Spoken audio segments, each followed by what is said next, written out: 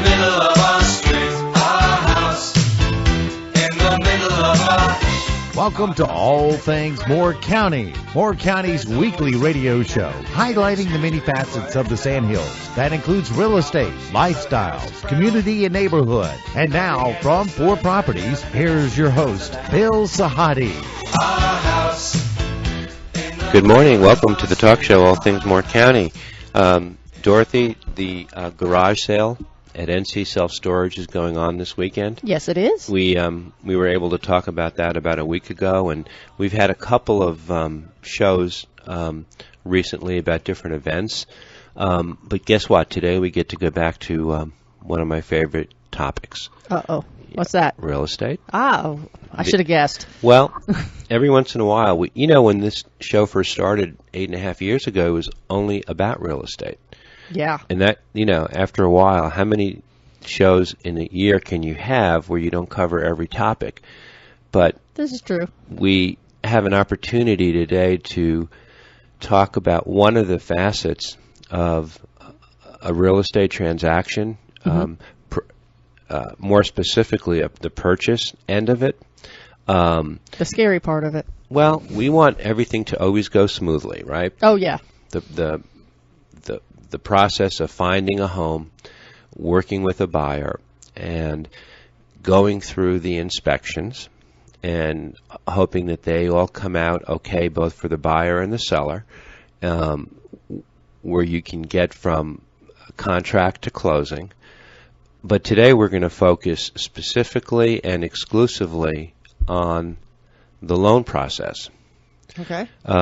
In Moore County, I'd venture to say right now about 65 or 70% of the loans are government loans, specifically VA loans.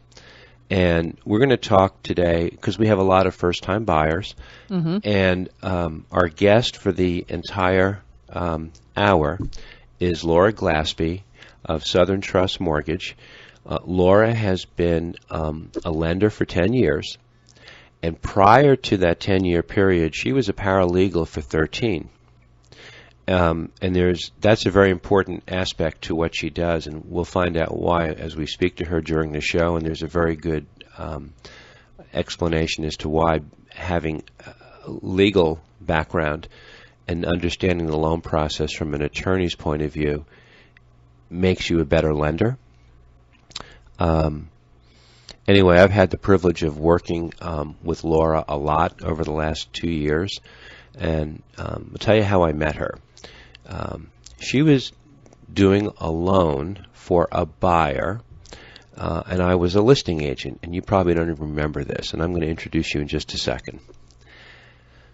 So she was handling a purchase loan for a buyer, and I don't even remember the property, and I was representing the seller.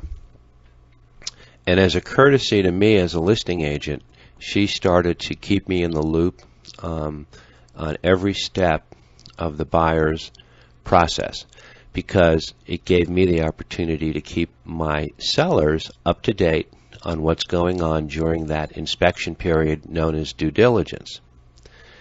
And so I was very impressed with her demeanor, her timeliness, her level-headedness, and that's an important thing we're going to talk about today too.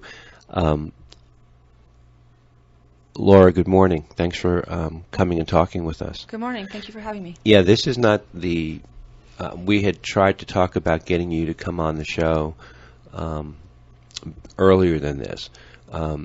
As I've gotten a chance to know you, we kind of see the world sometimes in a similar way, but you're all about simplifying the loan process for the rash of buyers that come your way in Moore County in particular, even though you operate also out of Fayetteville. Right.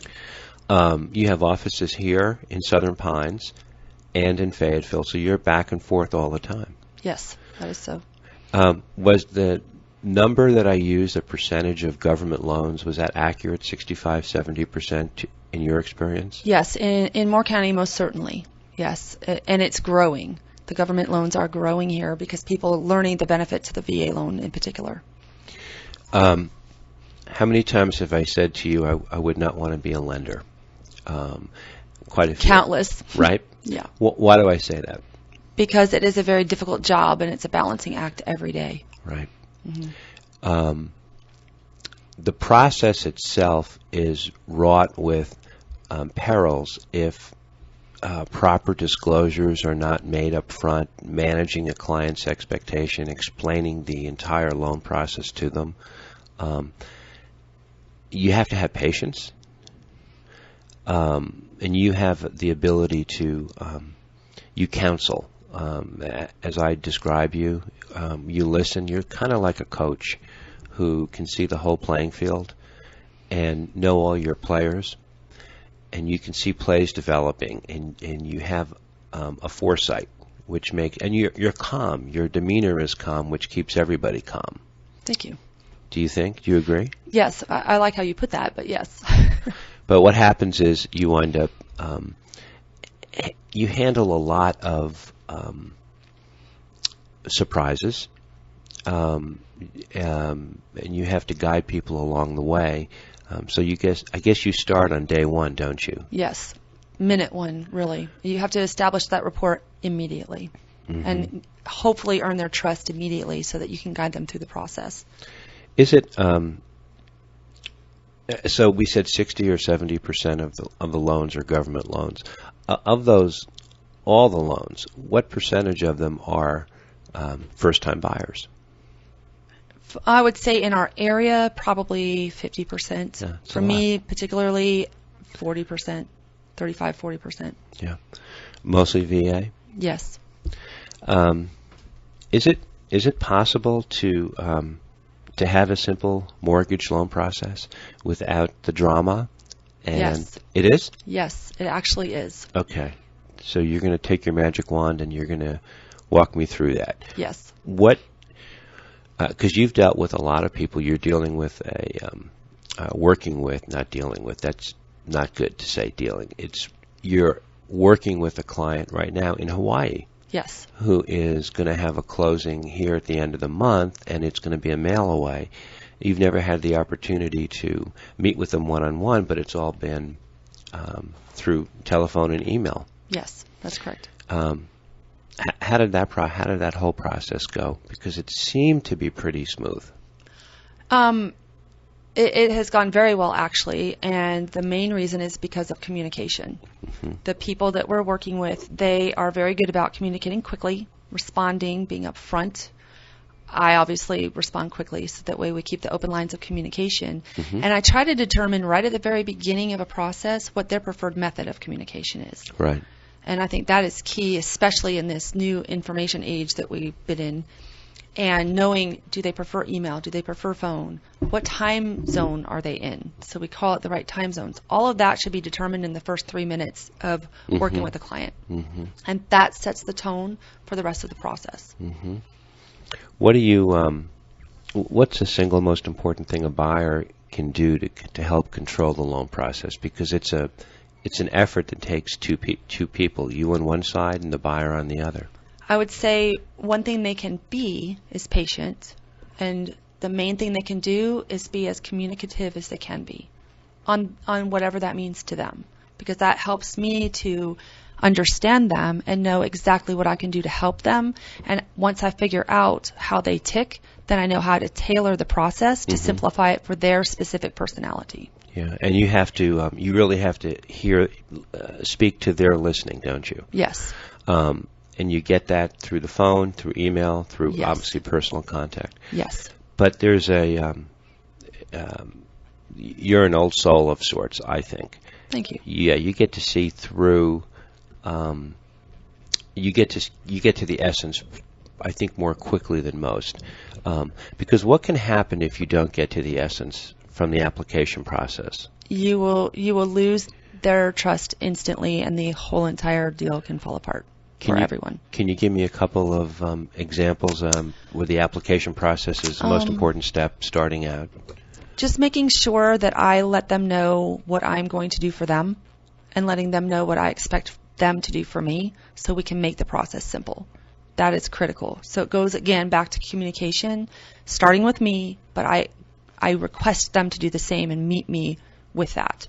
And I enlist their trust on that, so that way that they have a responsibility in it as well, and know that they can control how well this goes just as much as I can. So what can the buyer do to simplify their process? Like bullet points, I would say if they need, obviously they need to get us documentation. That's going to be, I know, a few points here. But if you get us documentation timely, thoroughly, completely, and promptly, that will enable us to be able to help you quickly. The sooner I have control over the paperwork and be able to evaluate it, the sooner I can rule out any issues that could potentially cost them money in the long run, or changing loan programs or certain inspections, etc. I can really help them out a lot if I can have their documentation early and completely at the beginning. What do you tell clients if you get a sense that they're shopping online for a loan? Because we always try to tell our clients, work with a local lender. Try to have, where possible, that eyeball-to-eyeball contact and communication, and know that your lender is not at the extension exit on an 800 number out of Montana. But sometimes people will believe anything that they read on the internet, and that can cause some agita too. You have to do some reality, give some reality information. Yes, and that's actually a very tricky question to answer, because most clients now prefer to do a lot of interaction online and via email. And so the challenge is being that face-to-face, eye-to-eye person, and being the person available online and by email simultaneously, and showing them that I can do both where those other lenders cannot. And once the trust is garnered and everything is established, then I can show them on paper, show them by my reactions to them, that I'm still going to give them premier interest rates, premier costs, and the service. Not only the service that you can get face-to-face, but the service that you can receive online or via email, because a lot of these people are in transit and they aren't able to come and meet with me. And so we have to show that we can do both. And sometimes that also entails saying, yes, you may text me, where most of those companies, they don't have textability because they don't deal with loan officers, they deal with a person behind a telephone. And they don't have personal phone numbers that they can call. And saying, yes, we're available weekends and evenings as needed, so they know they have that structure and that support to fall back on that they would not have from an online company, but still showing them, yes, you're still going to get the same value when you're talking dollars. You said the most important trait for a buyer to have is patience. Yes. The process tests your patience sometimes because, and it's got to test your patience because they can say, okay, here's everything I have. Boom, you've got it. They think they're done. Right. But they're not done. Right. And it can drive people crazy. Yes.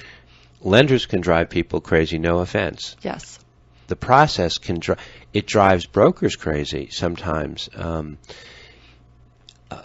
There's no way to paint a word picture, is there, until someone goes through it? Because you can tell them all day long about being patient, but until that patience is tested, it doesn't become real to them. Right. And we joke internally about a loan process will really show you what someone's all about. Right. You will get to, just like a crisis, it's the same thing. So you really see their true personality come to the surface pretty quickly in most cases. But that's part of my job, to manage that and help them become patient with the process and guide them to the point where they can be.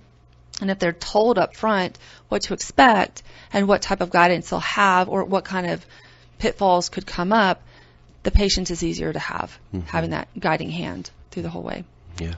The bait and switch process that a lot of lenders might use, whether it's online or otherwise, does not happen when they work directly with you or directly with a local lender. Correct. Because you can quantify the rate, the lock-in. It's not that you promise something that you can't deliver. You maybe you underpromise and overdeliver, Always. right? Always. Instead of the other way around. But people want to be overpromised. But then at the end, by the time they get to closing, sometimes the delivery is a little less than what they had expected. Exactly. And on that point, too, I also reveal all the trade secrets. I tell people at the very beginning exactly how to compare, so there's no mystery. They don't need to follow the government guideline of APR, for example. That can be confusing. Different lenders have different ways that they actually interpret that number, and that doesn't help the client. The client needs to know really what am I looking at. And so I'm just very transparent and tell them from the very beginning how to do it. Then they see absolutely service is there, the trust is there, the value of the dollars and the rate are there. And it makes it more simple for them just by doing that. So many times after the euphoria of a client finding a home and putting in an offer and then having acceptance, they think it's a touchdown run and everything. And all I say is now the hard work starts. Yes. And they say, one of the questions a buyer will ask is after they're under contract, they go, okay, what do we do now? Easy. Just do everything your lender says. Just spend the next 10 days with them. We'll handle the inspections for you. We'll coordinate all the things that have to do with the house.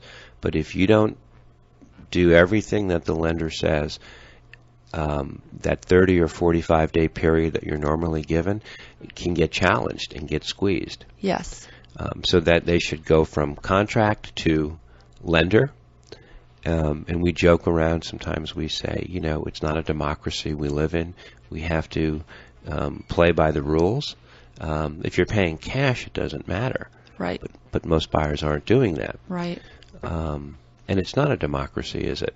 No, and the government has a very, very strong hand in what's going on in the lending world right now. And I don't know that a lot of public understands that because they hear most of what they hear from the media, which is not very informative on this particular topic. Right. The government has requirements that sometimes exceed what people's expectations are. Or if they've sold a home 20 or 25 years ago, it's a different world today with the government being involved. Very different. In the yes. loan process. Laura, we're going to come back. I have a ton of questions to ask you. We're going to touch on a lot of different aspects of the loan process today, and I think it's actually great for brokers to hear, and of course buyers. Our guest is Laura Glaspie from Southern Trust Mortgage. We'll be right back.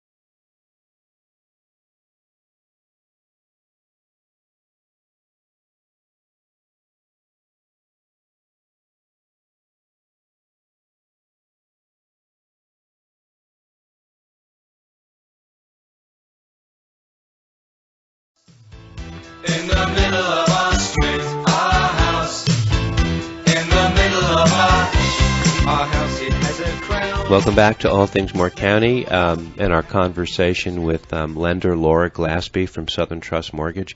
We're talking today all about trying to simplify the loan process with so many first-time buyers, military buyers coming into town, and the demographics changing. Our buyer pool has become younger. In the beginning, in the first set, Laura, you mentioned that, or we mentioned that you've had 13 years of paralegal experience prior Yes. to becoming a lender. Why would that be important to today's buyer to know that? for me particularly, it has given me a significantly more well-rounded view of the whole process, because as a paralegal handling closings, and we did high volume, and I was the person who was managing all of that, I know what happens if things don't go well. And I don't want to be that lender with those buyers at that closing table where there's something going wrong. Right. And that's what it all boils down to. So I focus a lot of my job in trying to avoid problems at closing. And I figure if I build it that way, we won't have problems at closing. The relationship between a lender and an attorney is an important relationship, but I think most buyers will feel like, okay, we have a lender, we have a home inspector, okay, we have an attorney. But if the parts aren't all working together, it can be problematic. Yes, that's very true. I think it, again, goes back to communication. That's the word that comes up over and over. Knowing there's an attorney doing their job and taking care of their part, and the attorney trusting that the lender is going to get the attorney what they need in a timely fashion. Mm-hmm. If everyone can bring their anxiety level down, the professionals in the process, it brings down the anxiety of the buyer.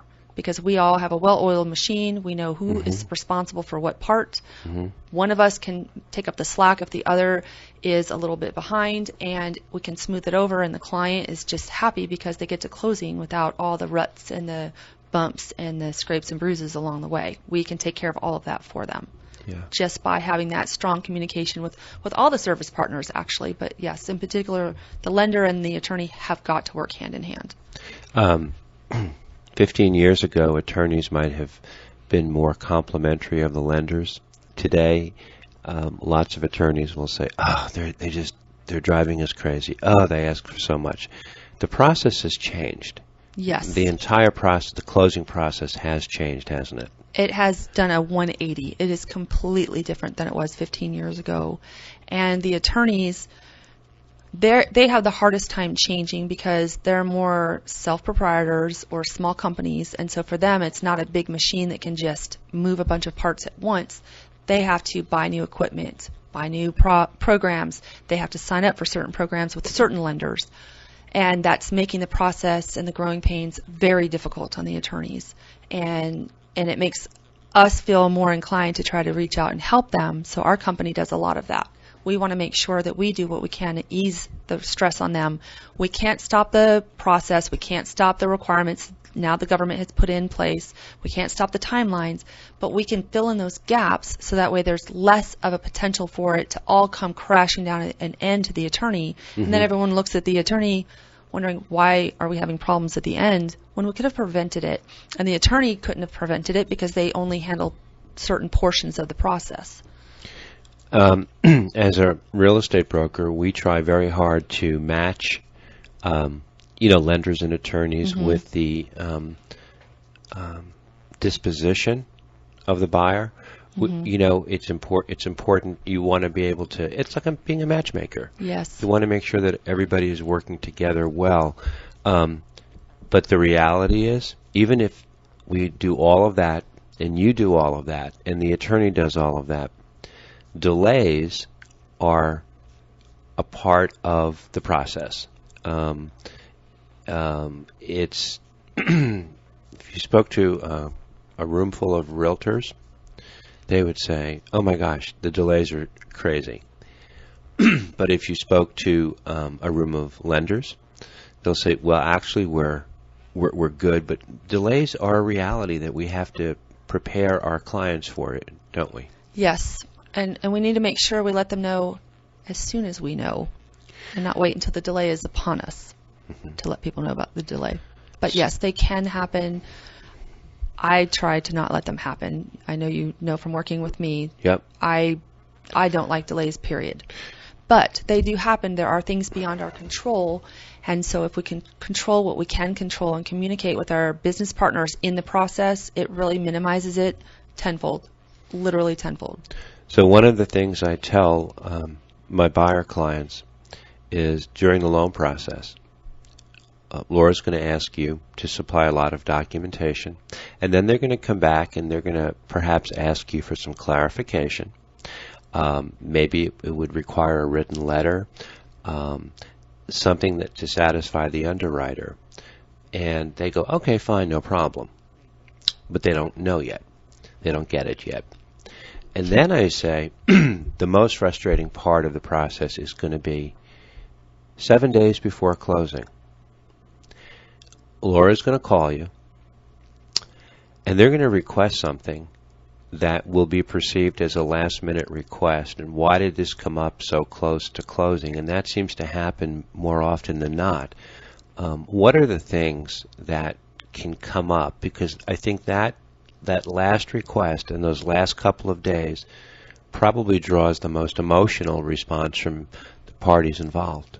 Yes, that's an excellent question. And again, it goes back to why I try to work everything possible at the very beginning to the point where it's almost exhausting, so that we don't have that happen. But typically things that come up are, let's say we have a 30-day close time, which is a tight close time from beginning to end. So we start on the 1st, close on the 30th, and we need things like a bank statement that shows the due diligence deposit and the earnest money deposit have cleared the bank account. We have to wait for that. Oftentimes clients don't get that back to us very quickly, so we ask for it routinely, at least every 3 or 4 days is about typical. We finally get it, let's say, 15 days before closing, which seems like plenty of time. I see on there's a large deposit. Maybe they got a gift of $15,000 from mom and dad. Well, now we have the need for more documentation. So we have to wait for the documentation. The documentation comes in, and that documentation reveals yet something else that needs to be addressed. That's typically what is happening at that 7-day mark. If the client did not get us paperwork maybe until the 20-day mark, now we're freaking out because we don't have what we need, and we need more, which we're under a tremendous amount of pressure and stress at that point because we don't want to ask for more, but we have to.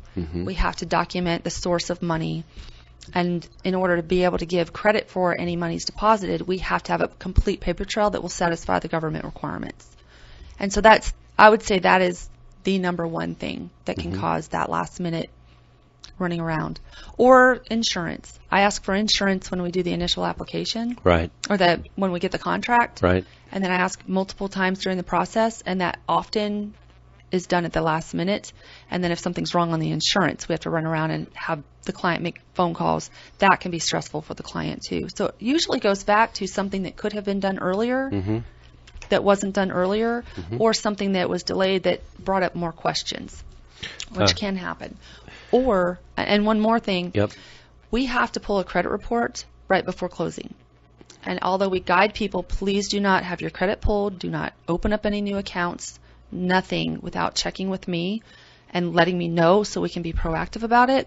If you have done that, we have to verify that no new account has been opened, and that process can take anywhere from 1 hour to a couple of weeks, depending on the creditor. Even if it's just a $300 purchase, if they opened a credit card, that will stop the whole process. Yes. Forget about a big car, a big ticket item. Right, and that will cause at least a week delay, because not only do we have to get all the documentation, we have to make sure that the proper disclosures are sent so many days prior to closing, and that cannot happen until.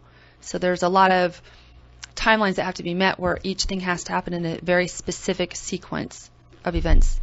One of the other surprises that seems to come up, and we try to cover this with our buyers, and I'm sure you do, is the government's hand is a big hand that gets involved in the process. If there's a termite report that comes in as one of the inspections, and there's no active infestation, but there's evidence of past infestation, the lender will require a structural letter from a licensed contractor that is a bill that is that is paid for on the buyer's behalf. Correct. The buyer has to pay for that. They have to understand that. Correct. Same thing is with appraisals. They'll pay you for the appraisal during the loan process, but if it's a government loan, many times the appraiser has to go back to the house, because in a government loan, the appraiser can actually sort of double as a home inspector, right? They sometimes behave that way, yes. Okay. Yes.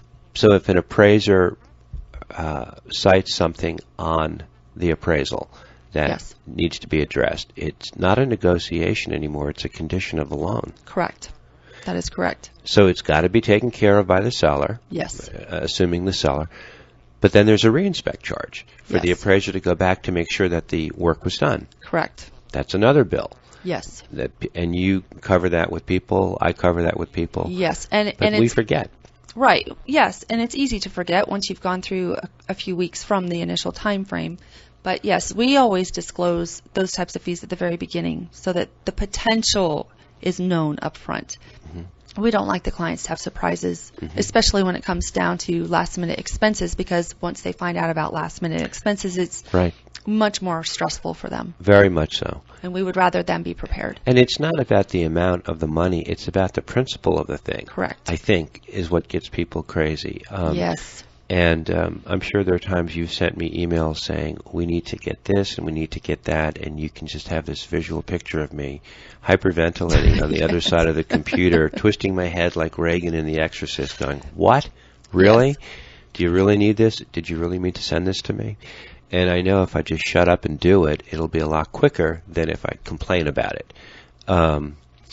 You have two boys that are ages 12 and 5, and how you do what you do every day and then to be a mom makes me crazy, because we, at least as real estate brokers, get to see the highs of the contract and the romance of the home. But you deal every day with the nitty-gritty of the loan process, not always pleasing until it's over, Very true. right? Very true. I hope your boys understand what mom does. They do. They do? Oh, they really do. And they're not going to grow up and be loan officers. Right. But yes, and they respect what I do because I involve them, and they understand that what I'm doing is important, and they have made comments that my job is very much like being a mother. Right. It is. That's a So good way to they put relate it. that. Yeah, that's a good way to put it. We're going to come back with Laura Glaspie from Southern Trust Mortgage in just a minute. This is All Things Moore County. In the middle of our house, it has a crowd. There's always something happening. And it's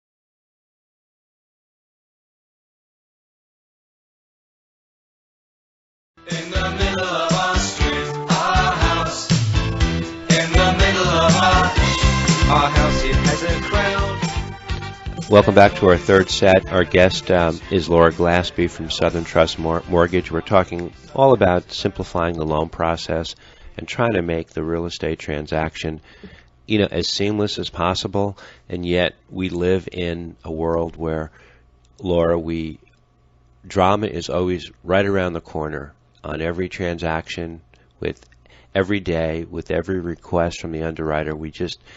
It's hard to be a perfectionist and be in our business. Yes, it's impossible. It's impossible. Yes. Because you're always going to become disappointed because nothing will always go smoothly. Exactly. It's better to be someone who can react calmly to whatever comes while trying to be a perfectionist. I mean, we want to strive for that, but just know that we have to adapt. Must be adaptable. When you say calmly, I wish you had run for president. Maybe we would have less drama going on right now. Because I watch TV and I go, I can't deal with it. This is too much. Every night it's drama. Well, Oh yes. our process, our real estate process, can be filled with drama, and we have to be able to, I guess, handle it and absorb it and calmly just react to it and initiate and keep moving forward, right? Yes. Yes. We have to really work together to make everything happen. And I think, again, holding people's hand and explaining and giving them the time of our day, not just saying it is what it is, but saying it is what it is and here is why and thank you. And it really helps them feel calm. And I think that makes a big difference in trying to get through those bumps. So to me, a good lender is a tone setter. Yes, absolutely. It's critical. Right? Because if you're uptight and nervous, everybody around you will get jittery. Yes. If you're calm, collected, focused, you keep people on point, don't you? Yes, it makes a huge difference the way you approach from the onset and throughout. Yeah.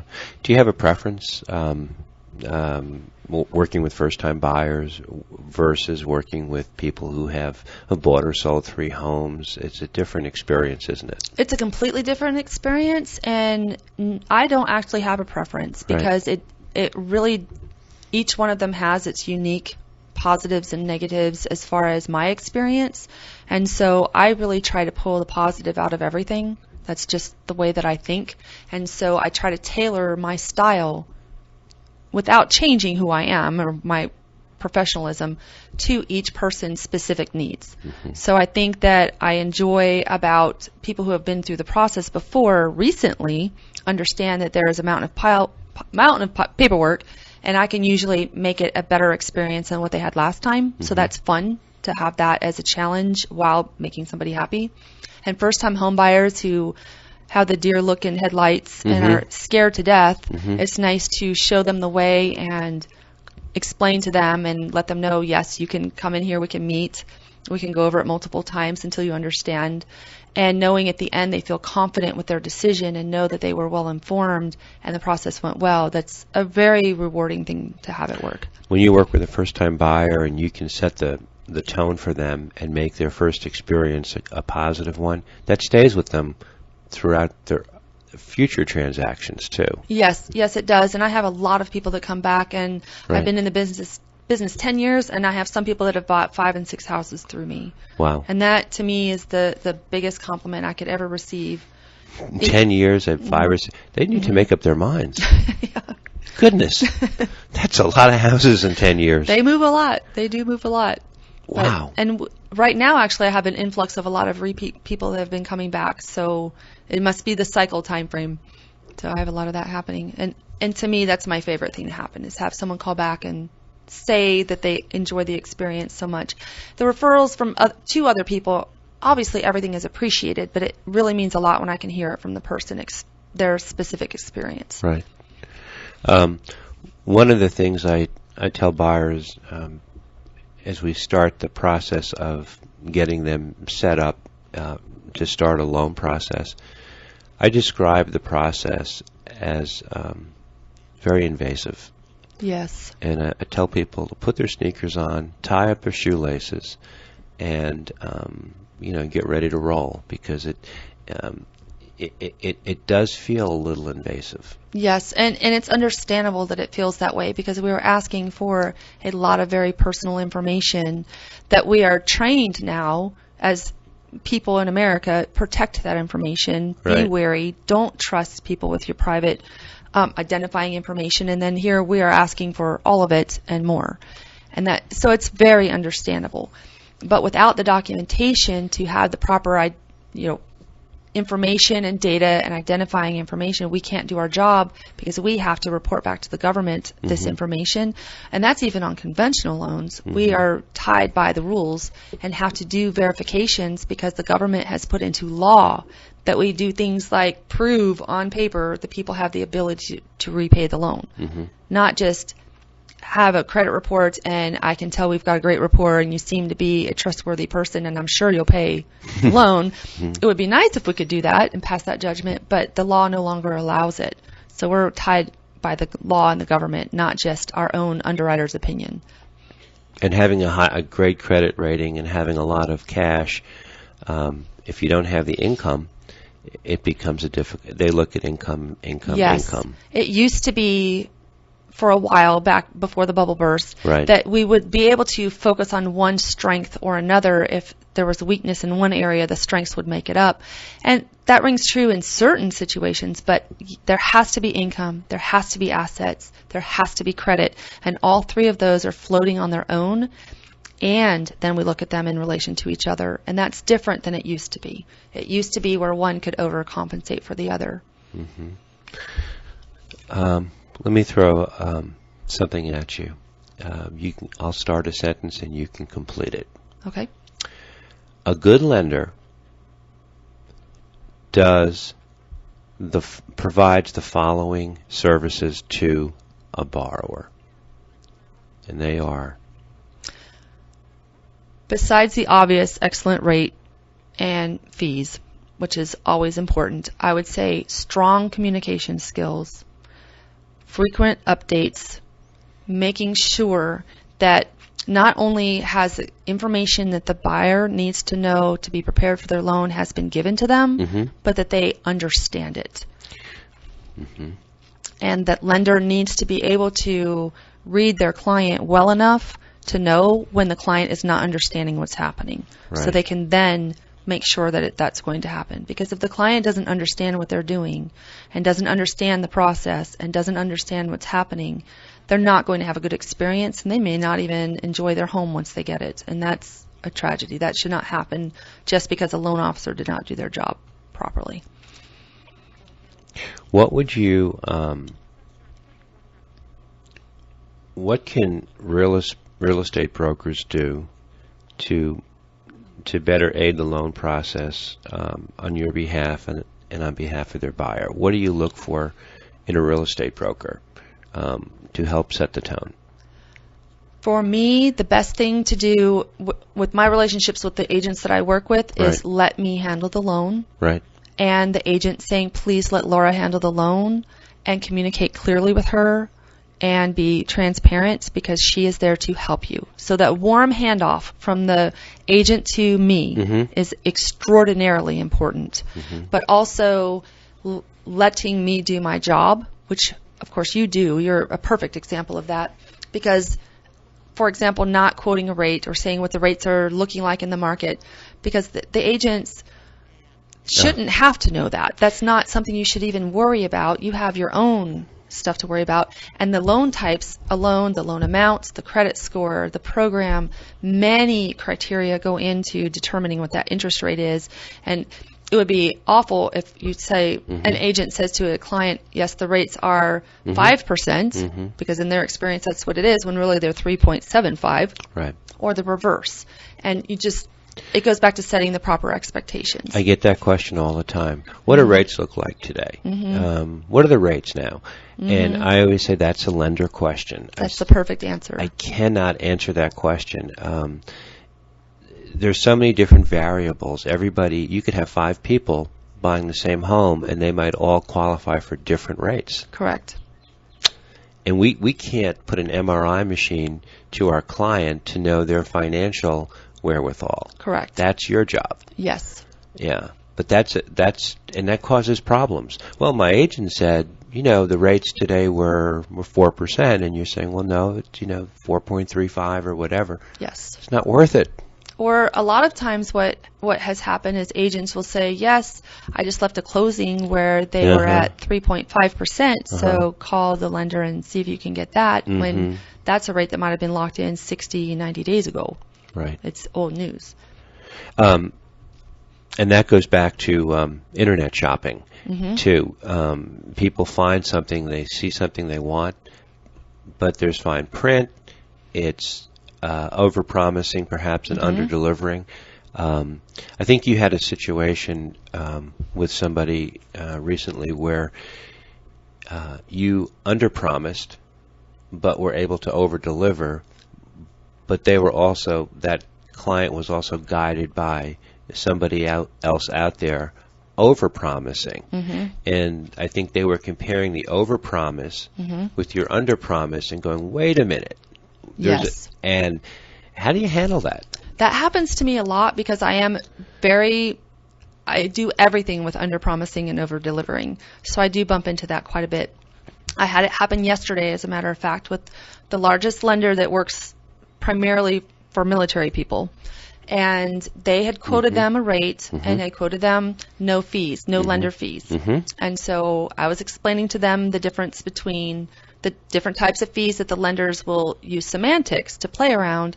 And this client called the lender twice, and it took the third phone call to get down to the bottom of what their actual origination fee was, when they were given the impression on the other 2 phone calls that it was 0. And it ended up being a fee that was almost $2,000. Right. So that was very shocking to this client, because it's a very trusted lender, and semantics is what was used in that situation. And that happens a lot with online lending. I'm sure it happens everywhere, but it mostly when you aren't accountable to a person face to face. First-time buyers sometimes jump the gun, and they react to information, but they're not comparing apples with apples. And that burden is shifted to you to explain it. Yes. And part of that has nothing to do with lending. It has to do with the fact that the generation of buyers, they're not trusting. Right. And so they have to trust and they have to believe. But if they're not trusting, and if they're wired that way, it can be skewed. Yes. But that's something else you just throw into the pot when you're analyzing, how to speak to someone's listening. Yes. And how do they trust the institution and the process of, Big Brother telling them what is out there for them, or is there something better? Yes, and that goes back to I give away the trade secrets. I tell them exactly how to shop for the mortgage, because I know they're already shopping. I may as well give them the true information so they know that I really am transparent.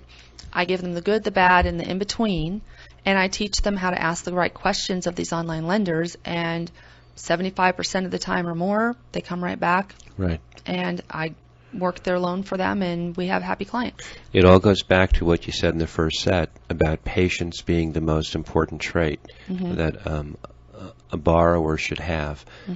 And the patience gets tested during the process, but I bet you some of your most satisfactory transactions and closings have been with people who might have started askew, but then they came back and they kind of saw the light. Yes. And they realized that you were telling them all along the stuff that they should have. But it's hard for people to believe and to trust. Yes. It is, and I understand it, because I deal with this every single day.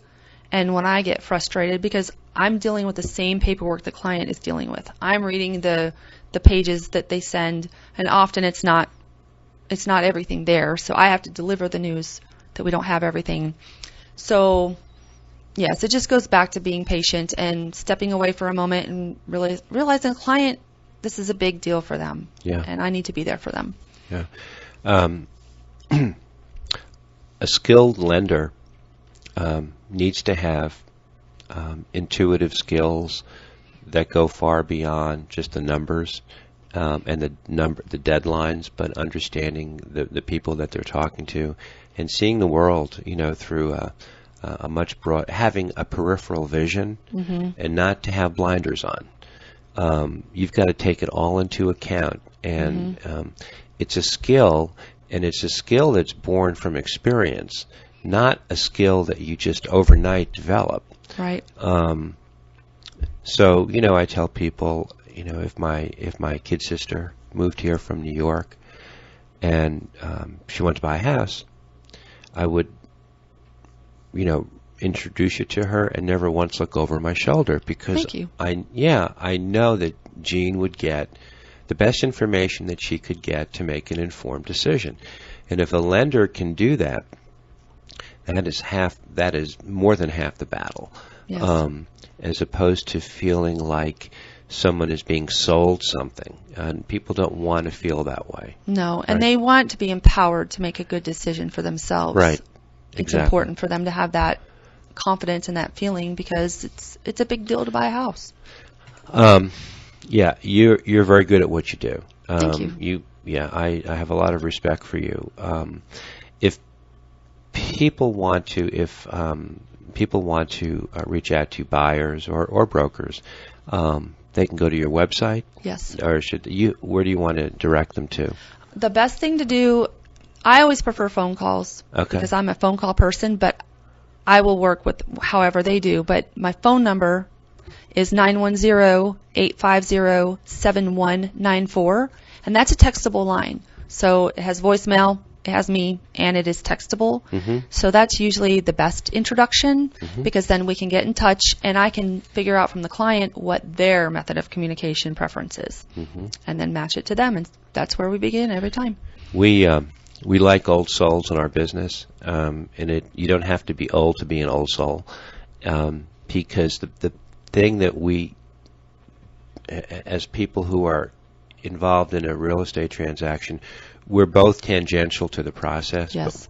But if you can provide a perspective and experience to somebody, that's the most important service that you can provide. You do that. Thank you. And you're consistent. Thank you. And you've simplified it for me today, and I'm really not stressed. But I get to see this all the time. I have a great appreciation for what you do as a lender. Well, thank you. I appreciate that. And I appreciate everything you do for us. Well, we try to help our clients, and we try to make the best calls we can for our clients every single day. That's the way it is, and it's all about the client, isn't it, at the end of the day? Absolutely. Yeah. Laura Glaspie, it's a pleasure. We finally got you to come on. Thank you. Talk. I appreciate it. Laura Glaspie, Southern Trust Mortgage, simplifying the loan process.